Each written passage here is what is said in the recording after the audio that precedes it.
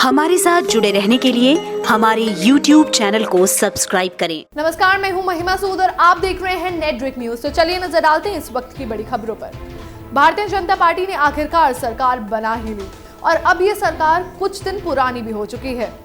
देश का चुनाव तो संपन्न हो गया, लेकिन अब जो मुश्किल बीजेपी के सामने है वो है बीजेपी के राष्ट्रीय अध्यक्ष का चुनाव।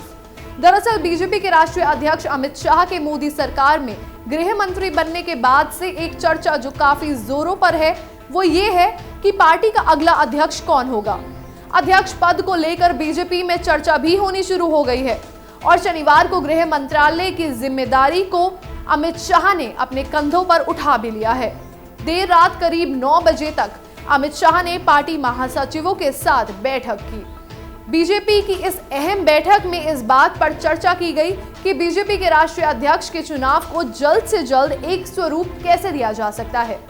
इसके लिए बैठक में राज्यों के संगठन में जल्द चुनाव कराए जाने को लेकर भी चर्चा की गई। जानकारी दे दें कि देश भर में 50% से ज्यादा राज्यों में चुनाव संपन्न होने के बाद ही राष्ट्रीय अध्यक्ष का चुनाव करवाया जा सकता है।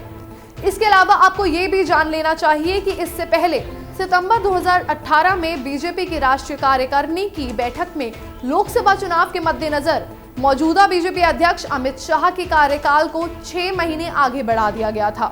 अब चुनाव में बीजेपी ने ऐतिहासिक जीत हासिल की है और अमित शाह को गृह मंत्री बना दिया गया है, जिसके बाद से बीजेपी के नए राष्ट्रीय अध्यक्ष के चुनाव को लेकर चर्चे तेज हो रहे हैं। ऐसा माना जा रहा है कि जेपी नड्डा और भूपेंद्र यादव अध्यक्ष पद की रेस में सबसे आगे हैं और इन्हीं में से किसी एक को पार्टी की कमान थमाई जा सकती है। कहा तो ये भी जा रहा है कि नड्डा रेस में यादव से आगे निकलकर अध्यक्ष बनाए जा सकते हैं।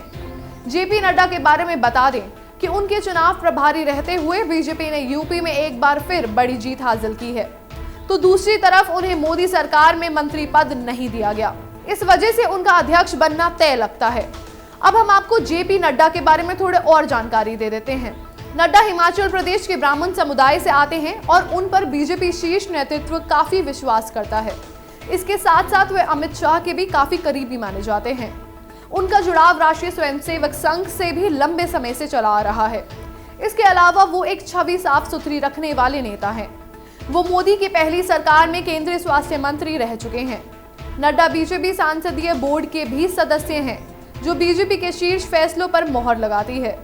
इन खूबियों के साथ ही नड्डा सर्वश्रेष्ठ विकल्प के तौर पर देखे जा रहे हैं।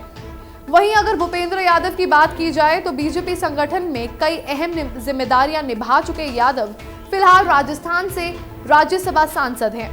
इसके साथ ही वे बीजेपी में राष्ट्रीय महासचिव के पद को भी संभाल रहे हैं।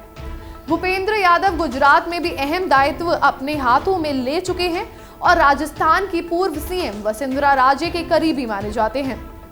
तो फिलहाल के लिए खबरों में बस इतना ही। देश और दुनिया की खबरों के लिए बने रहें नेटड्रिक न्यूज के साथ। अगर आपको ये वीडियो पसंद आया है तो इस पर लाइक, शेयर और कमेंट करना ना भूलें। साथ ही साथ चैनल को सब्सक्राइब भी जरूर करें।